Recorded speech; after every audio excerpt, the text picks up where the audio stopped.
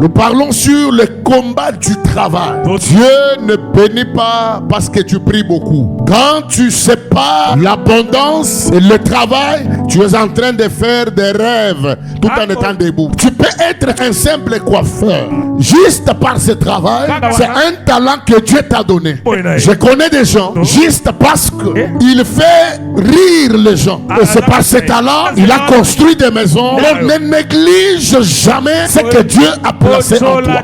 Dieu ne peut pas t'élever dans ce que tu ne connais pas faire. Parce qu'il y a certaines personnes qui pensent que la grâce de Dieu est facile. Non, la grâce n'est pas ça.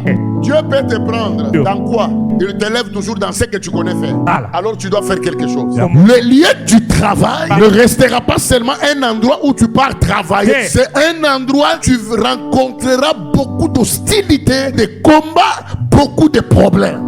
Les hommes de toute tribu, c'est dans le domaine du travail, où tu seras en confrontation avec des puissances, des esprits, des règnes, des forces maléfiques qui règnent dans ce domaine du travail. Lorsque Jacob a compris qu'il doit être indépendant, c'est par là que le succès a commencé. La Bible dit, les enfants de Laban commençaient à regarder Jacob avec un mauvais regard. Ils pensaient que Jacob a pris toute la richesse de leur père. Oh, tout ce que Jacob a pris, tout ce qu'il a eu dans sa vie, c'était par sa bataille dans le domaine du travail. J'ai compris une chose, la vie sur la terre, c'est toute une bataille sur la terre. Pour se marier, il faut se battre, avoir des enfants, avoir le Minerva, construire une maison. Toute la vie sur la terre, c'est le combat. Si à l'église, là où les gens parlent en langue, il y a le combat. Lorsque tu pars travailler, tu te mets en confrontation avec des puissances qui refusent que les hommes soient indépendants. Le premier combat du travail, l'esprit d'exploitation. Il y a des gens, il a fait 15 ans dans une société. Lui pensait qu'il était en train de travailler. C'était juste un simple monsieur qu'on exploitait toutes ces années. Ça, moi, je refuse. Ça, moi, je refuse.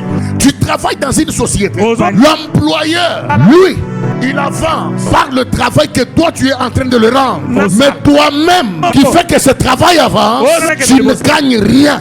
Et il s'est dit qu'il travaille. Si on pose la question des gens qui travaillent, il est là aussi parmi les travailleurs.